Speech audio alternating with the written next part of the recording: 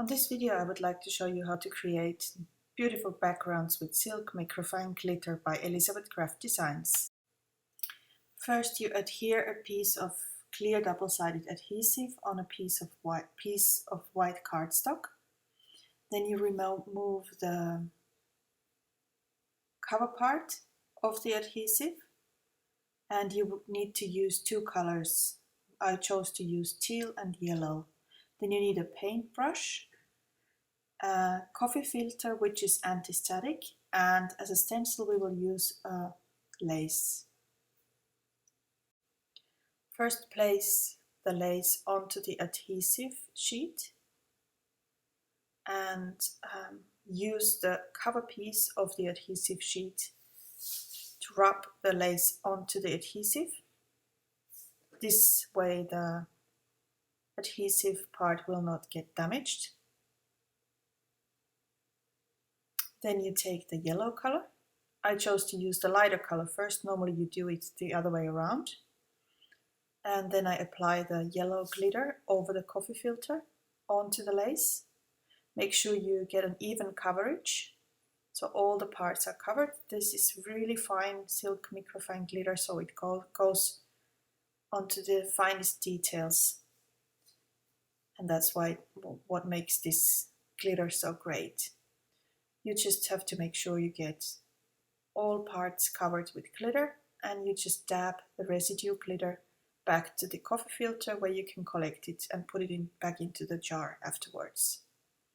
So to get all the residue off, you use a paintbrush, so you just brush over the surface to remove the loose glitter, and then you just grab the coffee filter and pour all the loose glitter back into the jar. And that way nothing goes to waste, and you can use and reuse the small amount of glitter for a long time. A little goes a long way. And next you will need to polish the surface. You take your finger and you rub through the surface to adhere the glitter onto the adhesive surface. Then you remove carefully the lace and move over to the next color. Here's this little close-up of the first layer. And in between you can clean the working surface with a piece of Swiffer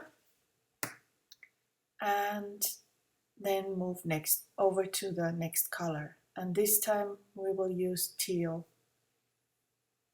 So you will apply the teal over the complete surface of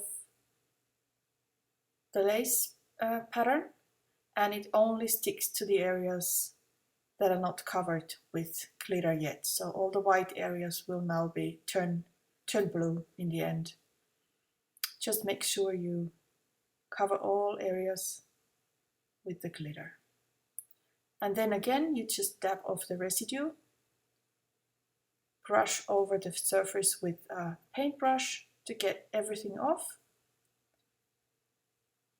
and you're almost done.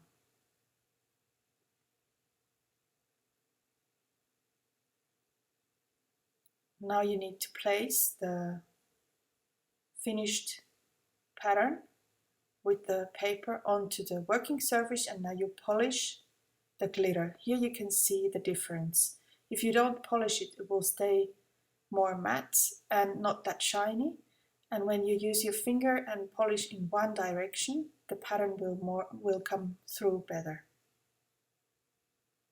Here you can see the final result, and on a close-up you will see how really fine patterns you can recreate with this technique.